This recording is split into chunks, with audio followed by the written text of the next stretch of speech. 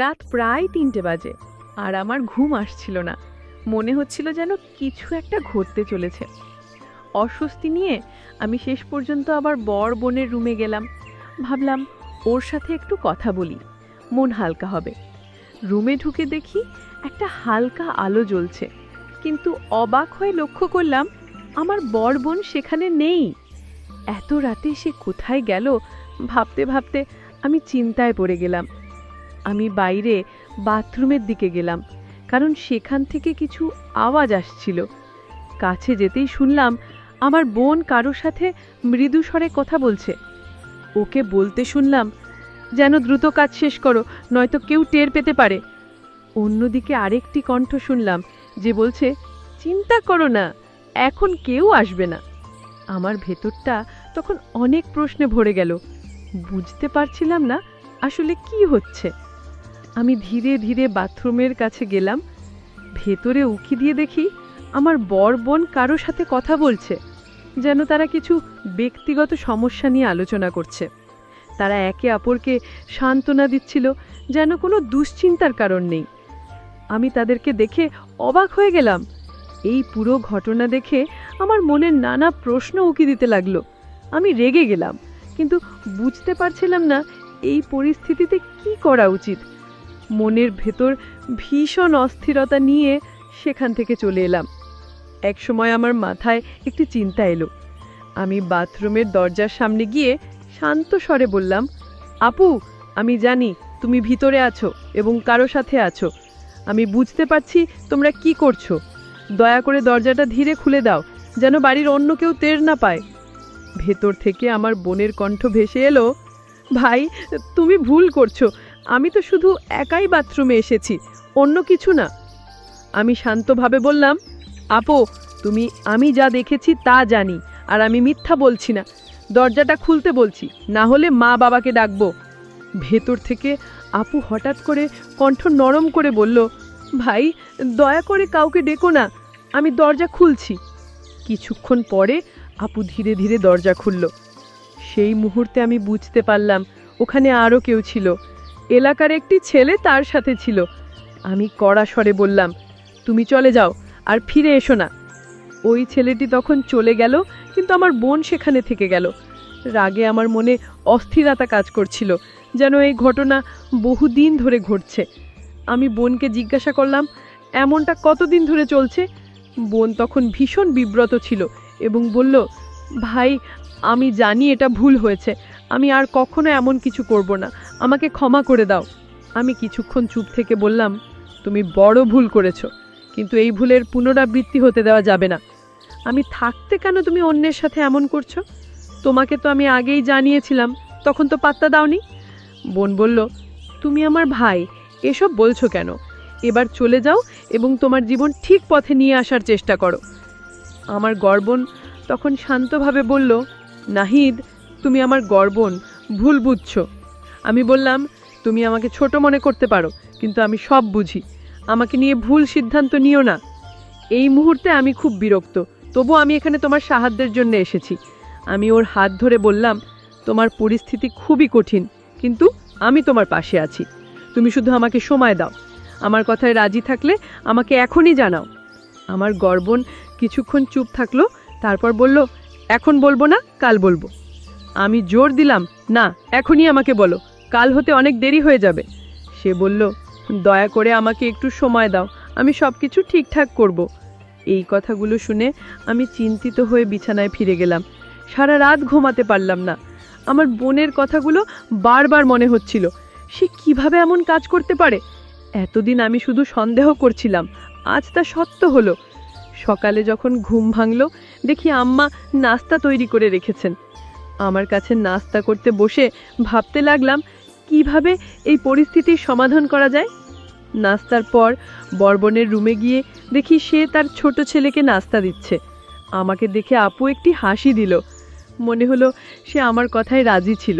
এটা দেখে মনে হলো জীবনের কিছু ব্যাপার সব সময় জটিল থাকে, কিন্তু আমরা একে অপরকে সাহায্য করে তা কাটিয়ে উঠতে পারি। একদিন দোকানে বসে কাজ করছিলাম। আমার ছোট ভাই দোকান খুলে বসেছিল। হঠাৎ তাকে বললাম, তুমি জানো, আমাদের গ্রামে একটা মেয়ে আছে, তার নাম প্রিয়া। সে খুব সুন্দর, মাঝে মাঝে আমার দোকানে আসে কিছু জিনিস কেনার অজুহাতে। আমার কথা শুনে ছোট ভাই হেসে বলল, তোমার প্রিয়ার সাথে একটু কথা বলার প্রয়োজন আছে নাকি? আমি হেসে বললাম, আজ বাসায় ফিরে একটু ভাবতে হবে। বাড়িতে পৌঁছে দেখি ফোনে মেসেজ এসেছে প্রিয়ার থেকে। সে বলল, নাহিদ, তোমাকে অনেক মিস করছি, আমার সাথে দেখা করার চেষ্টা করো, সারাদিন তোমার কথা ভেবেছি। আমি উত্তর দিলাম, আমিও তোমাকে মিস করছি, কিন্তু এখানে গ্রামের পরিবেশে সহজে দেখা করা যায় না। প্রিয়া তখন বলল, আমার কাছে একটা ভালো আইডিয়া আছে। আমি আগ্রহ নিয়ে জিজ্ঞাসা করলাম, কী ধরনের আইডিয়া? সে বলল, তোমার বাড়ির পেছনে আখের জমি রয়েছে, সেখানে দেখা করতে পারো, আমরা সেখানে শান্তিতে কথা বলতে পারবো। সেখানে শুধু তুমি আর আমি থাকবো, কেউ আমাদের বিরক্ত করবে না।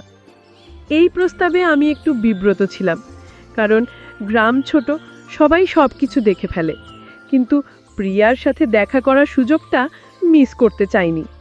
প্রিয়া খুব সুন্দরী ছিল এতটাই যে গ্রামের অন্য ছেলেরা সব সময় ওর আশেপাশে ঘুরঘুর করত। আমি ভেবেছিলাম যদি কিছু বুঝতে পারে তাহলে লোকে অনেক কথা বলবে। তবে আমি প্রিয়াকে বললাম, আমাদের খুব সাবধানে চলতে হবে, আমি চাই না আমাদের সম্পর্ক নিয়ে এখনই কেউ সন্দেহ করুক। প্রিয়া তখন বলল, নাহিদ, আমরা কি অন্য কোনো নিরাপদ জায়গায় দেখা করতে পারি? তোমাকে আমি খুব মিস করছি, তোমার কাছে যেতে চাই, আমার তোমার সাথে কিছু গুরুত্বপূর্ণ কথা আছে। আর হ্যাঁ, পরিবারের লোকেরা আমার জন্য বিয়ের প্রস্তাব খুঁজছে, তারা চায় আমি শিগগিরই বিয়ে করি, আর আমি তোমার কথাই ভাবছি। আমি জানতাম প্রিয়া আমাকে ভালোবাসে, আমিও তাকে ভালোবাসতাম, তবে জীবনে তখন অনেক কিছু করার ইচ্ছে ছিল, তাই বিয়ের মতো বড় সিদ্ধান্ত নিতে চাইছিলাম না। আমি বললাম, প্রিয়া, এখনো আমাদের জীবনে অনেক চ্যালেঞ্জ আছে, আমার দোকান ছোট, আজও তেমন ভালো না, সংসার চালানোর জন্য নিজেকে আগে শক্তভাবে গড়ে তুলতে দরকার, তারপর আমি অবশ্যই তোমার বাসায় বিয়ের প্রস্তাব পাঠাবো। প্রিয়া একটু চুপ করে থেকে বলল, তুমি যখন চাও তখনই করো, কিন্তু জেনে রেখো আমি তোমাকে ছাড়া থাকতে পারবো না। আল্লাহর কসম, তুমি যেভাবেই রাখো আমি রাজি আছি।